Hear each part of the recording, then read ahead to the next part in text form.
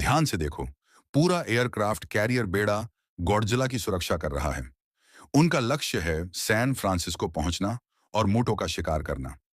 सेना ने पहले ही 1 लाखों किलोवाट शक्ति वाली परमाणु बम तैयार कर ली है, ताकि एक साथ तीनों दानवों को मार गिराया जा सके। सब तैयारी पूरी है। दो सैनिक एक साथ चाबी घुमाते हैं। मूटो के विद्युत चुंबकीय पल्स से बचने के लिए सेना ने खास तौर पर मैकेनिकल टाइमर का इस्तेमाल किया। तभी नर मूटो ने सबसे पहले विद्युत चुंबकीय पल्स छोड़ दिया।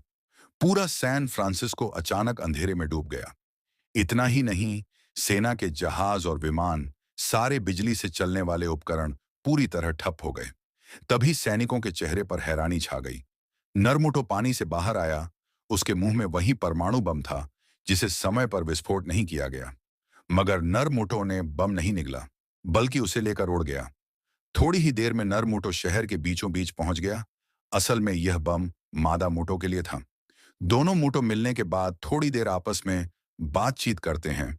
फिर मादा मूटो ने बम ले लिया, लेकिन उसने भी खुद इस्तेमाल नहीं किया, बल्कि उसे अपने पेट में पल रहे बच्चों के लिए बचा कर रखा। उधर सेना के सामने एक नई समस्या खड़ी हो गई, क्योंकि बम मैकेनिकल टाइमर से जुड़ा है। अगर 1 घंटे के भीतर उसे निष्क्रिय नहीं किया गया, तो वह अपने आप फट जाएगा और पूरा सैन फ्रांसिस्को खत्म हो जाएगा। सेना ने जल्दी से एक आत्मघाती दस्ते को तैयार किया, ताकि वे मुटो को ढूंढकर बम को निष्क्रिय कर सकें। जब वे मुटो के घोंसले में पहुंचे, तो जो नजारा सामने था उसने उन्हें दंग कर दिया। हजारों लाखों मुटो के अंडे उस बम के चारों ओर धीरे धीरे विकसित हो रहे थे। अगर रोका न गया तो नतीजे बेहद खतरनाक होंगे। तभी गॉडजिला भी बड़ी मुश्किल से यहां तक पहुंच गया। लेकिन मादा मुटो बिल्कुल भी नहीं घबराई और दोनों दानवों की लड़ाई शुरू हो गई। चूंकि मादा मोटो ने अभी अभी बच्चे दिए थे, उसकी ताकत पूरी तरह वापस नहीं आई थी, इसलिए वह गॉडजिला की बराबरी नहीं कर पा रही थी। गॉडजिला ने धीरे धीरे उसे दीवार तक धकेल दिया और फिर जोर से जमीन पर गिरा दिया। मादा मोटो उठने की कोशिश करती है, मगर गॉडजिला फिर से उस पर पांव रख देता है। ठीक उसी वक्त नर मोटो मदद के लिए आ पहुंचा।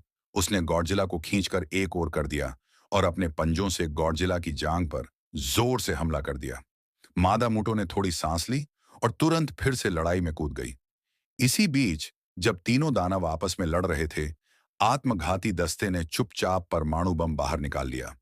जाते समय सिपाही छोटा वांग ने एक नजर उन मुटो के असंख्य अंडों पर डाली और सोचा कि इन्हें हर हाल में नष्ट करना होगा। उसने एक ट्रक का तेल टैंक तोड़ दिया और आग लगा दी। लड़ रहे मुटो ने देखा कि घोंसले में आग लगी है। वह तुरंत गॉडजिला को छोड़कर वापस भागा। देखा कि लाखों मोटो अंडे जलकर